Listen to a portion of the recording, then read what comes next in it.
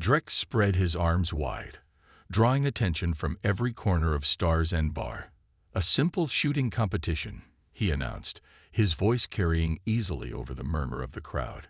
"The station has an excellent range on level 3. Unless, of course, you're worried about damaging your antique." The other aliens in the bar moved closer, forming a loose circle around Jack and Drex. Their eyes glowed with various colors in the dim light, some natural, others clearly cybernetic. A small floating drone zipped through the air, its recording lights blinking rapidly. "And what are the stakes?" Jack asked, taking another sip of his bourbon. His calm demeanor seemed to irritate Drex, whose blue skin darkened slightly around the neck, a sign of growing excitement in his species. 10,000 credits, Drex said, pulling out a credit chip and slapping it on the bar counter. "Unless that's too rich for someone using outdated technology." The bartender's 4 arms stopped moving at once. 10,000 credits could buy a small ship in some parts of the galaxy. Even the Regellians who had been laughing earlier grew quiet, their elongated fingers twitching with interest. Jack reached into his jacket pocket, movements unhurried. 10,000 seems fair, he said, placing his own chip next to Drex. "But let's make this interesting. The range's environmental controls. We use them all." A ripple of conversation swept through the crowd. The station's shooting range was famous for its environmental challenges: magnetic interference, atmospheric distortion, gravity fluctuations, and more. Most modern weapons struggled under such conditions. Drex's laughter boomed through the bar. "The human wants to lose in style." He turned to the crowd, arms raised. "Who else wants to place a bet? Surely no one believes a primitive weapon can match modern technology." Credits began flowing as the bar's patrons rushed to place their bets. A tall, insectoid being with crystalline eyes acted as bookkeeper, its many limbs moving quickly to record the wagers. The odds stacked heavily against Jack, 20-1 in Drex's favor. "The range. 1 hour," Drex declared, grabbing his credit chip. "Time enough for you to back out if you come to your senses." He patted his plasma rifle, which hummed with barely contained energy. This beauty cost more than most humans make in a year. The targeting system alone could buy a small house on Earth. Jack stood up slowly, adjusting his worn jacket. 1 hour, he agreed. "Time enough for you to learn about human craftsmanship." As Drex strode out with his entourage, the bar erupted in excited chatter. Various species debated the outcome, though most seemed to view it as a foregone conclusion. Modern weapons were superior in every way. Everyone knew that. The bartender leaned forward, all 4 arms folded on the counter. "You know something they don't," it said. It wasn't a question. Jack finished his drink and placed the glass down gently. "I know many things they don't. Like why humans still teach their children to write by hand, or why we keep paper books, or why some of our best weapons don't need batteries." A small purple-skinned alien wearing what looked like a professor's robes approached Jack. "Fascinating perspective," it said, adjusting its translator. "But surely you don't expect to win. The physics alone." "Physics." Jack smiled slightly. "Physics is exactly why I'll win. Your friend Drex out there, he trusts his weapon. I understand mine." He turned and walked toward the door, the leather holster moving naturally with his stride. The crowd parted before him, some still snickering, others watching thoughtfully. As the door slid shut behind him, the purple-skinned professor turned to the bartender. The bartender's 4 arms resumed cleaning glasses. "In an hour, we'll all find out. And I have a feeling we're going to remember the lesson for a long time." The metallic doors of Stars End Bar slid open with a soft hiss, and a tall figure stepped through. The regular customers turned their heads, their various eyes, sensors, and optical receptors focusing on the newcomer. Jack Thompson walked in with the calm confidence of someone who had visited 1,000 bars across 100 worlds. The bar's interior glowed with the usual mix of neon signs and holographic advertisements, casting multicolored shadows across the diverse crowd of alien species. Behind the curved counter, the bartender, a 4-armed being with gray skin, polished glasses while watching the new arrival with mild interest. What caught everyone's attention wasn't Jack's height or his worn spacer's jacket, but the strange leather holster hanging from his hip. In a room full of energy pistols, plasma rifles, and quantum disruptors, the brown leather stood out like a primitive artifact in a museum of advanced technology. A group of Rigelians at a nearby table didn't bother hiding their amusement. Their thin, elongated fingers pointed at Jack's hip while they clicked and whistled in their native language. Their translator devices made no effort to keep their words private. "Look at that leather case. Probably carries his food in it," one said, causing the others to bob their heads in amusement. Jack ignored them and made his way to the bar. His boots clicked against the metal floor, each step measured and deliberate. The sound echoed in the suddenly quiet room, as if the very act of walking without anti-gravity assistance marked him as an oddity. "Earth bourbon, if you have it," Jack said to the bartender. "If not, anything that won't dissolve a human stomach will do." The bartender's upper arms reached for a bottle while the lower ones prepared a glass. "Rare to see a human this far out," the bartender said, voice rumbling like distant thunder. "Rarer still to see one without modern equipment." Before Jack could respond, a burst of plasma fire lit up the far wall. The regulars barely flinched. Weapons practice was common in Star's End. Near the back, a tall blue-skinned warrior was showing off his latest weapon acquisition, a sleek rifle that hummed with barely contained energy. "Third-generation Nexus plasma rifle," the blue-skinned warrior announced proudly to his audience. "Auto-targeting, shield penetration, and enough power to melt through battle armor." He pointed at a practiced target, and another burst of plasma turned it to slag. The warrior's yellow eyes found Jack, narrowing as they spotted the leather holster. A wide grin spread across his face, revealing teeth that gleamed like polished metal. He handed his rifle to one of his companions and strode toward the bar.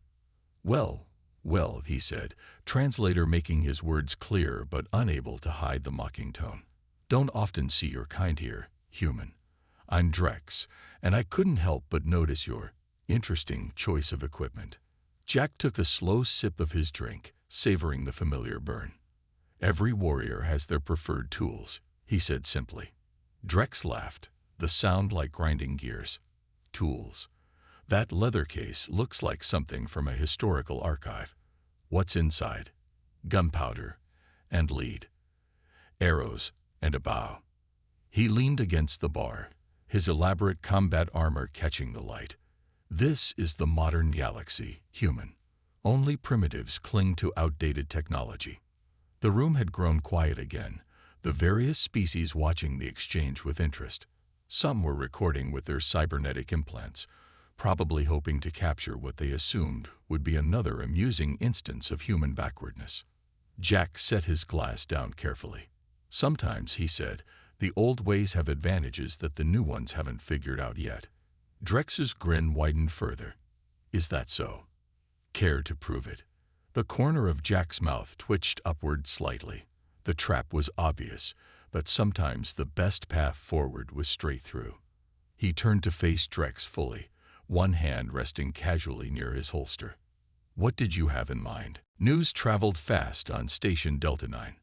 By the time Jack reached Level 3, word of the shooting competition had spread through every deck.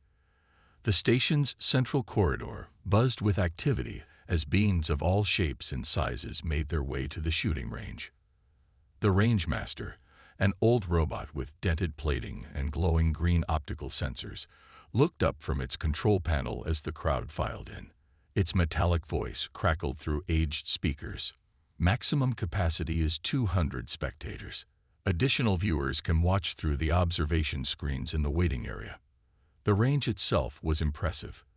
A long chamber with multiple lanes, each equipped with holographic targets and environmental controls. Force fields separated the shooting positions, their blue glow providing safety barriers between lanes. Above each lane, atmospheric readouts displayed temperature, gravity, and electromagnetic conditions.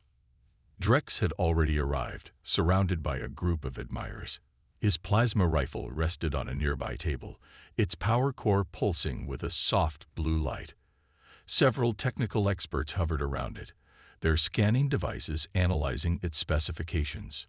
"Look at these readings," one of them said, their tentacles waving with excitement. "The energy output is nearly military grade. This human doesn't stand a chance." Jack walked in quietly, moving to the far end of the preparation area. He sat down on a bench and began checking his holster straps, his movements precise and unhurried. A few curious onlookers tried to peek at his weapon, but the leather flap kept it hidden from view. The purple-skinned professor from the bar had followed the crowd. It moved through the spectators, collecting data on a thin tablet. "The betting odds have shifted," it announced to anyone who would listen. "Now 30-1 against the human. Total pool exceeds 100,000 credits." A deep rumble shook the floor as a massive creature entered the range. Its gray armored hide barely fit through the doorway. The crowd parted respectfully. Everyone recognized Ambassador Krell, representative of the warrior clans from the Outer Rim. "I hear," Krell's translator boomed, "that someone dares to challenge modern weapons with primitive technology." Its four eyes focused on Jack. "I have added 50,000 credits to the betting pool. Against you, human. Do not take offense. I respect courage, but facts are facts." Jack stood and bowed slightly to the ambassador. "No offense taken. Though I wonder, has anyone asked why humans still teach hand-to-hand combat when neural weapons exist? Or why we still train with simple tools alongside advanced ones?" Krell's outer eyes blinked slowly. "An interesting question. Perhaps you will educate us today." The range master's voice crackled again. "Competition begins in 10 minutes. Competitors, approach for rules review." Jack and Drex walked to the control station. The old robot's green sensors flickered between them. Standard competition format. 3 rounds. First round, basic target shooting. Second round, moving targets with atmospheric interference. Third round, full environmental challenges including magnetic fields and gravity fluctuations. Highest combined score wins. Drex powered up his rifle, its hum filling the air. "Any last words before we begin, human? Last chance to save your credits." Jack finally opened his holster, but didn't draw the weapon. "Just one question," he said, looking at the blue-skinned warrior. "Have you ever fired your weapon in a magnetic storm?" "Of course not," Drex scoffed. "No one does that. The interference would. His voice trailed off as understanding began to dawn on his face. The range master's lights blinked rapidly. Competitors to their positions. Round 1 commencing in 2 minutes. As they walked to their lanes, the ambassador's voice cut through the murmuring crowd. "Perhaps," Krell said thoughtfully, "this will be more interesting than we anticipated." The first round began with basic target practice. Drex stepped up to his lane, plasma rifle humming with power. His first shot turned the holographic target into a burst of light, scoring a perfect hit. The crowd cheered as he continued, each shot finding its mark with computer-guided precision. "Perfect score," the range master announced. 500 points. Drex turned to the audience, holding his rifle high. "Technology at its finest. Let's see what primitive weapons can do against this." Jack stepped up to his lane. The crowd grew quiet, all eyes fixed on his holster. Slowly, deliberately, he reached down and drew his weapon. The collective gasp was loud enough to trigger the range's acoustic dampeners. In his hand was what appeared to be a revolver, a wheel gun that could have come from Earth's Old West. But something was different. The metal had an unusual sheen, and strange patterns were etched along its barrel. The purple-skinned professor pushed forward through the crowd, its scanner whirring. "Impossible. Those readings. That's not just steel." Jack held up the revolver, letting everyone see it clearly. "Tungsten carbide frame," he explained, his voice carrying across the now silent range. "Barrel lined with carbon nanotubes. Magnetic acceleration coils built into a purely mechanical system. No electronics to fail, no power source to drain. He opened the cylinder, revealing rounds that gleamed like mercury. Ammunition is magnetically enhanced tungsten penetrators. Each round has the kinetic energy of a small car, without needing any external power. Ambassador Krell stepped closer, all four eyes wide. A magnetic accelerator, disguised as a primitive weapon. Not disguised, Jack corrected. Built like one. Every part serves a purpose. The wheel mechanism generates the initial magnetic charge. The trigger system is purely mechanical. No computers, no targeting assist, no electronics at all. Drex's blue skin had paled considerably, but that's ancient technology. Improved technology, Jack said. He turned toward his lane. Ancient principles made better, not replaced. His first shot cracked through the air like thunder. The holographic target didn't just light up. It shattered, the range's systems struggling to render the impact. 5 more shots followed, each one a perfect hit, each one causing the target projectors to flicker from the simulated force. Perfect score, the range master announced. 500 points, plus 50 bonus points for minimal energy signature. The professor's scanner was smoking slightly. The kinetic impact. It's higher than a standard plasma bolt, but with no energy signature to detect. No warning before impact. No shield can be tuned for it because there's nothing to tune for. It's just mass and speed. Jack reloaded smoothly, the cylinder clicking shut with precision. Humans never abandoned mechanical weapons, he explained. We just made them better. No complex parts to fail. No power cells to drain. No electronics to jam. He looked at Drex. Ready for round 2. The blue-skinned warrior stared at his plasma rifle, then at Jack's revolver. Understanding dawned in his yellow eyes. The environmental controls. Magnetic fields. Will have no effect on a mechanical weapon, Jack finished. Sometimes the old ways are the best ways. We just improve them with new materials and knowledge. Ambassador Krell's thunderous laugh filled the range. Magnificent. The humans took their primitive weapons and enhanced them without losing their original advantages. The massive alien turned to the crowd. Who wants to change their bets? The betting pool erupted into chaos as dozens of aliens rushed to modify their wagers. The range master's voice crackled over the commotion. Round 2 beginning in 2 minutes. Environmental controls activating.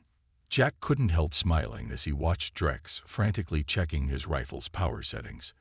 Sometimes the best lessons came from the oldest teachers. Round 2 began as the range master activated the atmospheric interference. The air shimmered with heat distortions, and random gravity fluctuations made the floor vibrate beneath their feet.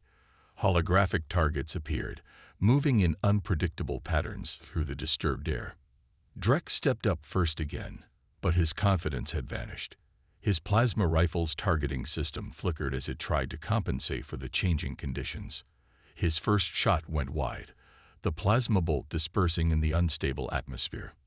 The atmospheric disturbance is affecting plasma containment, the professor announced, reading from its scanner.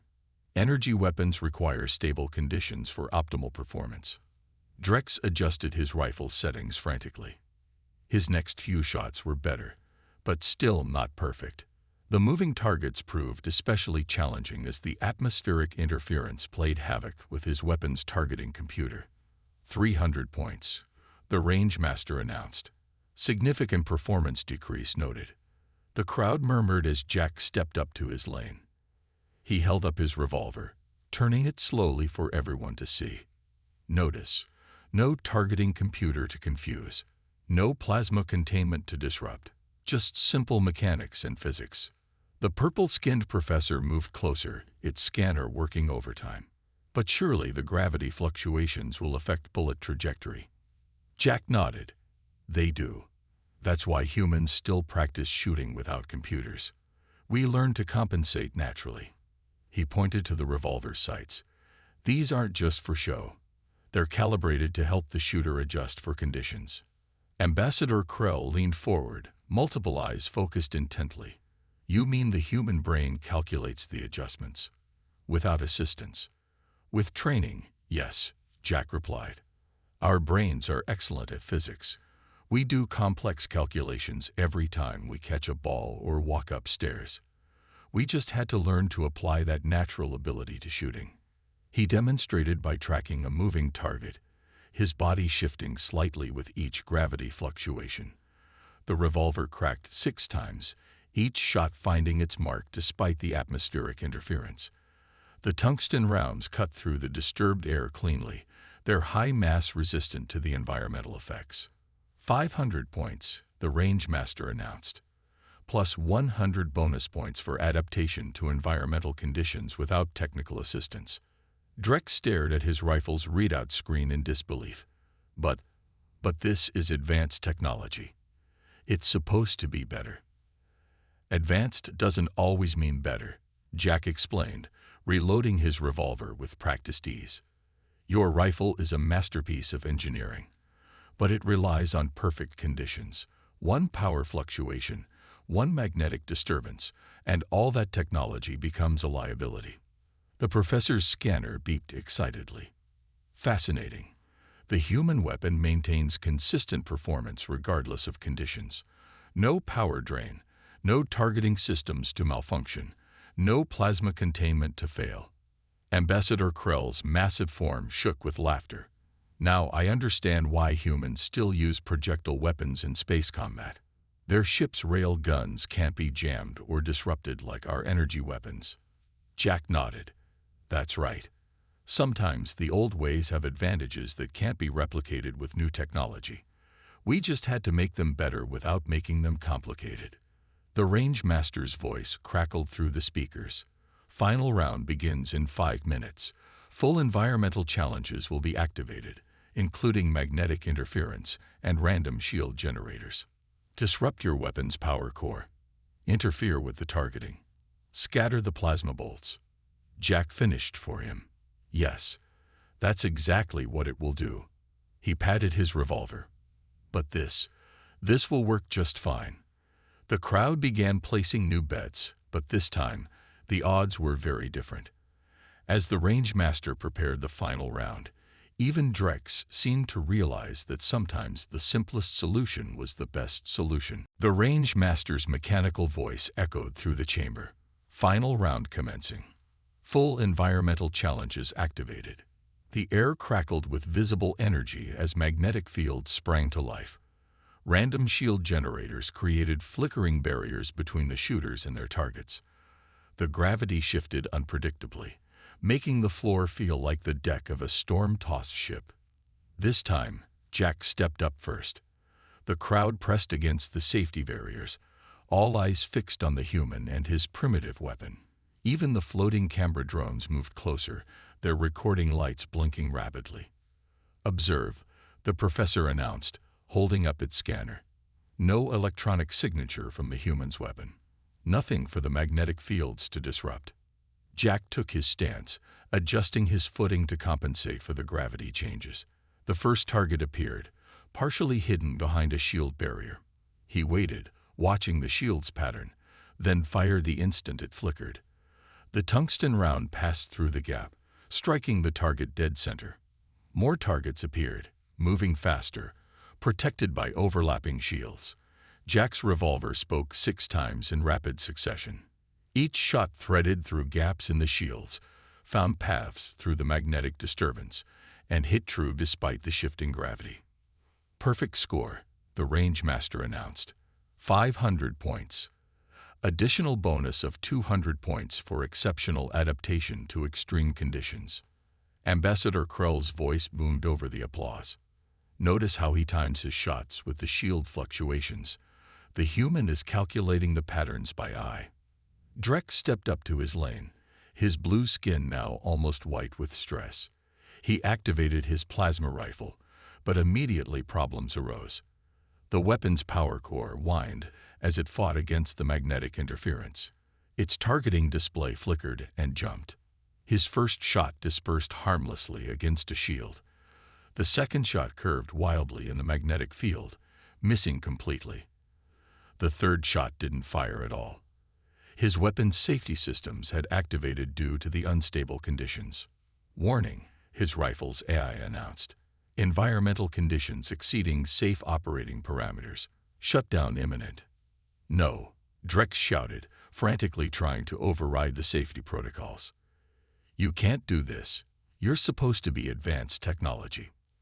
The rifle's power core pulsed one final time, then went dark. The targeting system died. The weapon had completely shut down to prevent damage to its sophisticated components. Score for final round: 0 points. The range master announced. Total competition score: Drex, 800 points. Jack, 1,800 points. The crowd erupted in cheers. Those who had changed their bets after the revelation of Jack's weapon celebrated their winnings. The professor's scanner finally overheated and shut down, but its owner didn't seem to care. A perfect demonstration of elegant engineering, the professor declared. Minimum complexity, maximum reliability. Jack saved his revolver and returned it to its holster. He walked over to Drex, who stood staring at his deactivated rifle. Your weapon is still a masterpiece, Jack said kindly. It's just designed for different conditions. Drex looked up, his yellow eyes showing confusion and a dawning understanding. All this time, we thought we were more advanced because our weapons were more complex. Complexity isn't always progress, Jack replied. Humans learned that lesson long ago. Sometimes the best solution is to take something simple that works and make it better without making it complicated. Ambassador Krell moved forward, making the deck plates creak. The warrior clans will be very interested in this philosophy. Perhaps we have been pursuing the wrong path in our weapons development. The range master's voice crackled one final time. Range computer records indicate new station record set. Highest score under full environmental challenges. As the crowd began to disperse, discussion broke out everywhere about the advantages of hybrid technology, combining simple, reliable mechanisms with advanced materials. And in every conversation, one phrase kept being repeated. Sometimes primitive isn't primitive at all.